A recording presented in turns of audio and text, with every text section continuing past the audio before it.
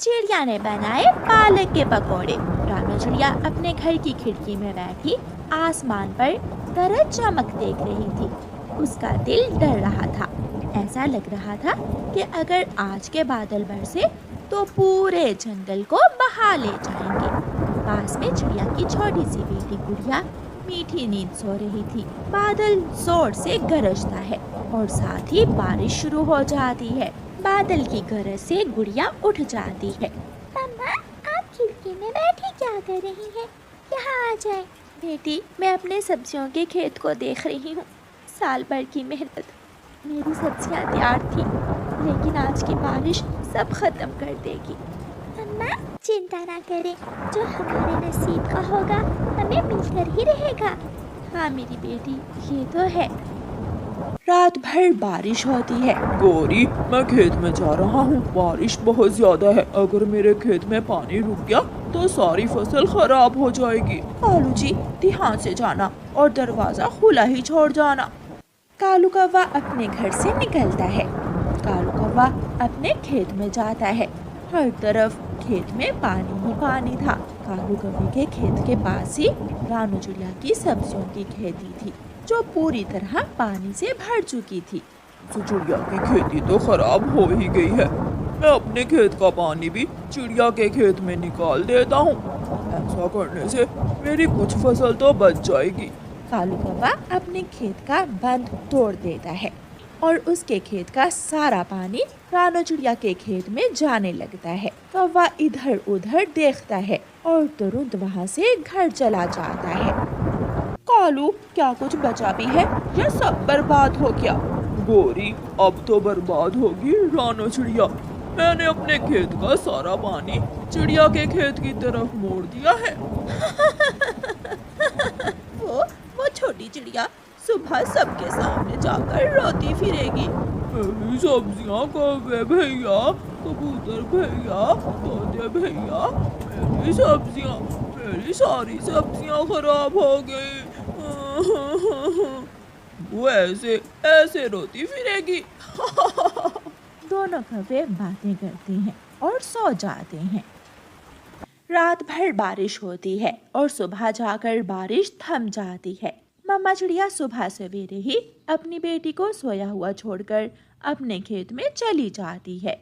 लेकिन चिड़िया के खेत का तो मंजर ही कुछ और था। वो खेत नहीं, कोई दरिया लग रहा था। कौवे के खेत का पानी भी अभी तक चिड़िया के खेत में आ रहा था।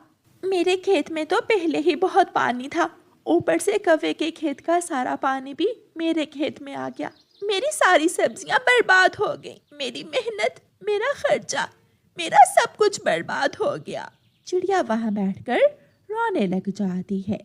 अरे, मम्मा कहाँ गई है? शायद मम्मा खेत में सब्जियाँ देखने गई होंगी। गुड़िया भी उठ जाती है और अपनी मम्मा के पीछे खेत में जाती है। उसकी मम्मा रो रही थी।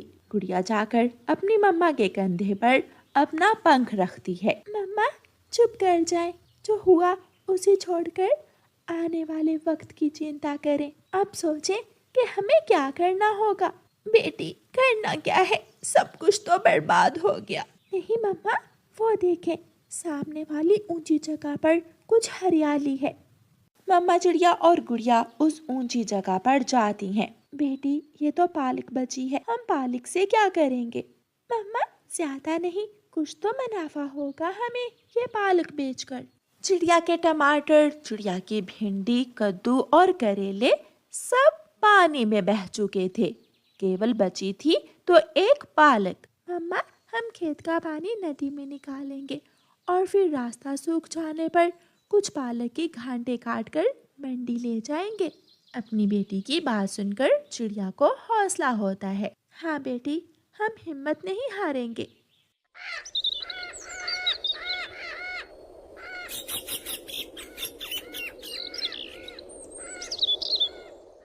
गौरी, चलो तो एक बार जाकर खेत को देखते हैं। खेत को भी और रानू चिड़िया को भी। अब तक तो रानू चिड़िया खेत में पहुंच गई होगी। फिर दोनों कौवे अपने खेत में जाते हैं। चिड़िया, हौसला रखो, हौसला। ऐसा करना, अब इस खेत में मछलियाँ छोड़ देना।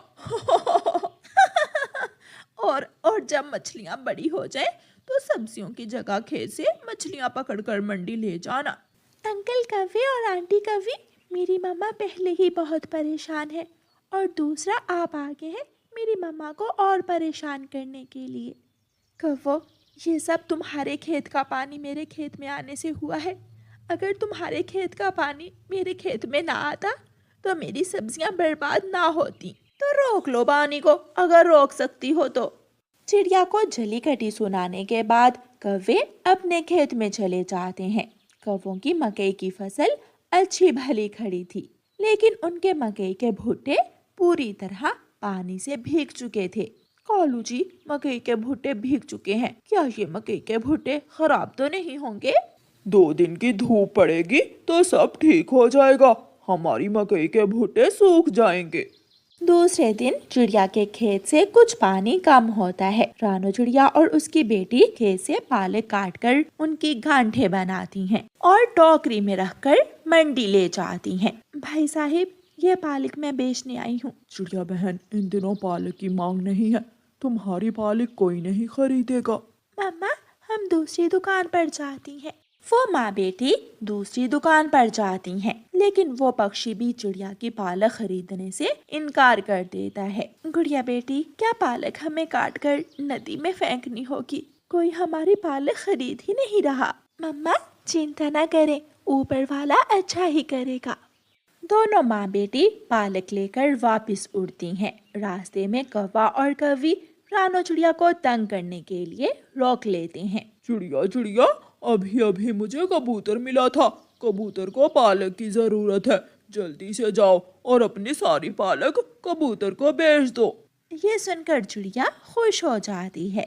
अच्छा, चलो गुड़िया बेटी, जल्दी से हम कबूतर के पास जाती हैं। लेकिन अंकल कौवे, कबूतर चाचा इतनी पालक का क्या करेगा? शायद वो खाएगा या फिर अपने परिवार को देगा, मुझे क्या मालूम। चिड़िया और उसकी बेटी गुड़िया कबूतर के पास चली जाती हैं। नहीं नहीं चिड़िया बहन, उन कौवों ने जरूर आपके साथ मजाक किया होगा। ये सुनकर चिड़िया की सारी खुशियों पर पानी फिर जाता है। वो कौवे किसी की बर्बादी पर इतना खुश होते हैं, वो ये नहीं जानते कि बुरा वक्त किसी पर भी आ सकता है। रानो बहन, अगर आप आ गई हैं तो एक मुट्ठी पालक की मुझे दे दी जाओ, मैं आज पालक के पकोड़े बनाऊंगा। चिड़िया एक पालक की मुट्ठी कबूतर को दे देती है और दोनों माँ बेटी अपने घर चली जाती हैं। मम्मा, अगर कबूतर चाचा पालक के पकोड़े बना सकते हैं तो हम क्यों नहीं? क्या मतलब बेटी? मम्मा, अगर हमारी पालक नहीं बिकती तो क्या पालक के पकोड़े भी नहीं बिकेंगे? जरूर बिकेंगे। मैं ऐसे पालक के पकोड़े बनाऊंगी कि सबको बहुत पसंद आएंगे। तो फिर आज से ही काम शुरू करते हैं। फिर दोनों माँ बेटी पालक को अच्छी तरह साफ करने के बाद काट लेती हैं और दूसरे दिन माँ बेटी अपने घर के पास ही पालक के पकोड़े बनाने लगती हैं। पूरे जंगल में पक्षियों को चिड़िया के पालक के पकोड़े बहुत पसंद आते हैं। आहिस्ता आहिस्ता चिड़िया के पास पक्षियों की भीड़ लग जाती है। कालू जी, चिड़िया के पालक के पकोड़े सबको बहुत पसंद आ रहे हैं, चलो हम भी खा कर देखते हैं। कौवी और कौवा भी चिड़िया के पालक के पकोड़े खाने चाहते हैं। गोरी और कालू, अगर मन सच्चा और साफ हो तो पालक भी सोना बन सकती है। कौवे भी चिड़िया के पालक के पकोड़े खाते हैं। ऐसे ही कुछ दिन गुजर जाते हैं और चिड़िया अपने खेत से सारी पालक काट कर उनके पकोड़े बना बना कर बेच देती है, जिससे चिड़िया को अच्छा मुनाफा होता है। मम्मा, देखा, हमें हमारी मेहनत का बदला मिल गया। जो मुनाफा हमें दूसरी सब्जियों से होना था वो हमें पालक के पकोड़े बेचकर हो गया। हाँ बेटी, आपने सच कहा है। और फिर काले कौवों के मकई के सारे भुट्टे काले हो जाते हैं, क्योंकि वो बारिश के पानी से भीग गए थे। कौवे जो भी मकई का भुट्टा तोड़ रहे थे वो ही अंदर से काला निकलता है। कालू, ये मकई का रंग काला क्यों हो गया है? कौवा रोने लग जाता है। गौरी गौरी, हम लुट गए, हमारी मकई की फसल खराब हो गई है। कालू, हमने तो चिड़िया को नुकसान पहुंचाना था, ये क्या हुआ? हमारी अपनी ही फसल बर्बाद हो गई। फिर वो कौवे अपनी मकई की खराब फसल के पास बैठे रोते रहते हैं। रानो चिड़िया की ऐसी कहानियाँ सुनने के लिए YouTube सर्च बार में रानो चिड़िया की कहानी लिखें या फिर ये बटन दबाकर बोलकर कहें रानो चिड़िया की कहानी। जंगल में ठंड का मौसम चल रहा था। मम्मा चिड़िया अपने घर की मरम्मत का काम कर रही थी। मम्मा चिड़िया के 2 बच्चे थे जो उसी पेड़ पर मम्मा चिड़िया ने थोड़ी दूर घोंसले में बिठाए हुए थे। मम्मा आप थकी होंगी, मम्मा थोड़ी देर आप आराम कर लें। नहीं मेरी बेटी, मैं ठीक हूँ। मम्मा भूख भी लगी है। बेटा बस थोड़ा सा काम और बाकी है, फिर मैं अपने बच्चों को दाना ला दूंगी। उड़ता हुआ कालू कौवा वहाँ आता है। उसके पास कुछ लकड़ियाँ थीं। चिड़िया चिड़िया, मैं ये लकड़ियाँ घर बनाने के लिए लाया था, मगर अब मैंने सोचा है कि घर बनाना तो बहुत मुश्किल काम है। मैं किसी पेड़ की खोखर में ही ठंड के दिन गुजार लूंगा। कौवे भैया बहुत मुश्किल होगी। मुझे कोई दिक्कत नहीं है चिड़िया, ये लकड़ियाँ तुम रख लो, मुझे अब इनकी जरूरत नहीं है। कौवा कुछ लकड़ियाँ वहाँ रखकर चला जाता है। चिड़िया को भी घर की छत पर लगाने के लिए कुछ लकड़ियों की जरूरत थी, इसलिए चिड़िया वो लकड़ियाँ अपने घर की छत पर लगा लेती है। चिड़िया का घर बन जाता है और चिड़िया अपने नए घर में अपने बच्चों को बिठाकर उनके लिए दाना लेने चली जाती है। चिड़िया, क्या आपका घर बन गया है? हाँ मिठू, मुझे कुछ लकड़ियों की जरूरत थी, वो कालू कौवा मुझे दे गया था। कालू कौवा? वो तो बहुत आलसी है, वो कहाँ से तुम्हारी मदद करवाने आ गया? मदद नहीं मिठू, वो लकड़ियाँ अपना घर बनाने के लिए लाया था। बाद में उसका विचार बदल गया और अब वो पेड़ की खोखर में रहेगा। चिड़िया अपने बच्चों के लिए दाना लेकर चली जाती है। दूसरे दिन ठंड बढ़ने के साथ ही आसमान से बर्फ भी गिरने लगती है। कालू कौवे को अब टूटे हुए तिनकों के घोंसले में ठंड बहुत सता रही थी, इसलिए कालू कौवा पेड़ की खोखर में छुपने के लिए जाता है। वो पेड़ की खोखर में जाकर बैठ जाता है। यहाँ ठीक है, यहाँ ठंडी हवा भी नहीं है और गर्म भी है। कौवा अभी करवट बदल ही रहा था कि वहाँ एक नाग आ जाता है। कौवे, दुष्ट कौवे, इस खोखर में मेरा घर है, भाग जाओ यहाँ से, वरना मैं तुम्हें जान से मार दूंगा। नाग जी, गर्मियाँ थी जब से मैं इस खोखर पर नजर रखे हुए हूँ और अब तुम आगे अपना अधिकार जिताने। मैंने कहा तुम जाओ यहाँ से, मैं यहाँ कई दिनों से रह रहा हूँ। करता भी तो क्या, कौवा नाग से डरता हुआ वहाँ से चला जाता है। अब उसके दिमाग में एक शैतानी आती है। वो सीधा चिड़िया के घर के दरवाजे पर जाकर दस्तक देता है। कौवे भैया जल्दी से बताओ क्या बात है, बाहर तो बहुत ठंड है। चिड़िया, बहुत ठंड है इसलिए तो मैं यहाँ आया हूँ। वो ऐसा है कि तुम मुझे मेरी वो लकड़ियाँ वापस दे दो। ये सुनकर चिड़िया हैरान हो जाती है। क्या कहा कौवे? लकड़ियाँ वापस दे दो, जो लकड़ियाँ मैं तुम्हें देकर गया था वो तुम मुझे वापस दे दो। मगर कौवे, मैंने वो लकड़ियाँ अपने घर की छत में लगा ली। तो फिर अपने घर की छत मुझे दे दो। कौवे शर्म करो, घर की छत तुम्हें देकर मैं कहाँ जाऊंगी। चिड़िया, जो भी है मुझे मेरी लकड़ियाँ वापस लेनी है।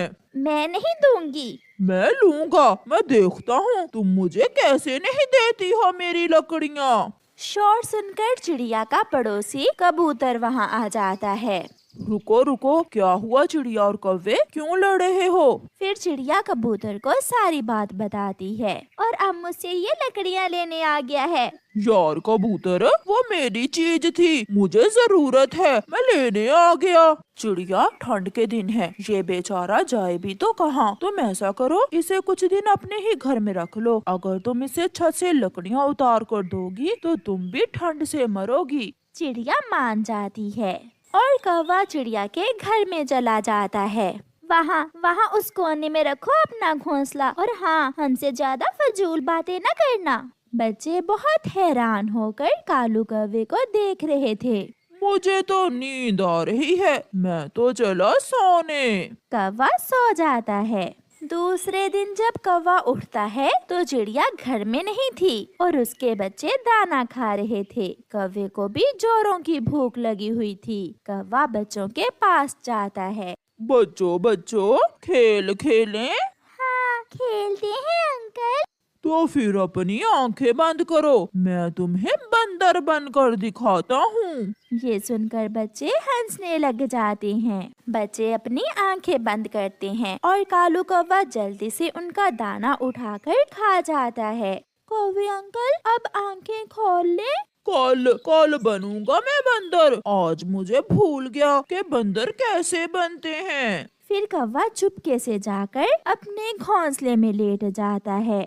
कबूतर भैया, आपने तो मेरे गले मुसीबत ही डाल दी है। वो कालू का बच्चा सारी रात जोरों से खराटे मारता रहता है और मुझे सोने भी नहीं देता है। चिड़िया, गलती तुम्हारी है, तुमने उस बुरे कौवे से लकड़ियाँ क्यों ली? हाँ कबूतर, मुझसे भी गलती हो गई। उस शाम चिड़िया अपने घर में गरम गरम खिचड़ी बनाती है। कोने में बैठा हुआ कौवा चिड़िया को गौर गौर से देख रहा था। गंध तो कमाल की है। चिड़िया, क्या बना रही हो? आज मैं अपने बच्चों के लिए खिचड़ी बना रही। जब खिचड़ी बन जाती है तो चिड़िया एक बर्तन में थोड़ी सी खिचड़ी डालकर कौवे को दे देती है। अभी गर्म है, ठंडी करके खाना कौवे।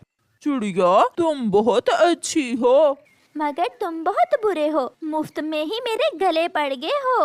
फिर कौवा मजे मजे से खिचड़ी खा लेता है। चिड़िया के बच्चे भी खिचड़ी खा लेते हैं। प्यारे दोस्तों, इस कहानी में आगे बढ़ने से पहले जल्दी से इस कहानी को लाइक कर दें। आपका धन्यवाद। बाहर तो आज बर्फ के साथ साथ कोहरा भी बढ़ गया था, इसलिए ठंड अपने जोरों पर थी। कौवे, शुक्र करो तुम मेरे घर में हो, अगर बाहर होते तो अब तक तुम मर गए होते। चिड़िया, भोजन मुझे तुम दे देती हो, मुझे बाहर जाने की जरूरत ही क्या है? सब सो जाते हैं मगर कालू कौवे का ध्यान तो खिचड़ी की तरफ ही था। वो आहिस्ता से उठता है और हंडिया से जाकर खिचड़ी खाने लगता है। चिड़िया की भी आंख खुल जाती है। दुष्ट कौवे, बेशरम, ये थोड़ी सी खिचड़ी मैंने अपने बच्चों के नाश्ते के लिए रखी थी और तुम इसे चट कर गए हो। अब मैं तुम्हें अपने घर में कभी नहीं रखूंगी। मुफ्त में नहीं रह रहा, घर की छत मेरी लकड़ियों से बनी हुई है। हाँ। फिर दूसरे दिन चिड़िया मिठू के पास जाती है और मिठू से कहती है, मिठू, आज तुम मेरे साथ आओ, हम पहाड़ों वाले जंगल से सूखी लकड़ियाँ लेकर आएंगे। मगर चिड़िया, मेरे पास ये लकड़ियाँ हैं, तुम ये लकड़ियाँ ले जाओ, ये मजबूत भी हैं और सूखी भी। चिड़िया वो लकड़ियाँ ले जाती है। कौवा नदी पर पानी पीने गया हुआ था। चिड़िया घर की छत से कौवे की दी हुई सारी लकड़ियाँ उतारती है और वहाँ मिट्ठू से लाई हुई लकड़ियाँ लगाने लगती है। बच्चे भी अपनी मम्मा की काम में मदद कर रहे थे। थोड़ी ही देर में चिड़िया सारा काम कर लेती है।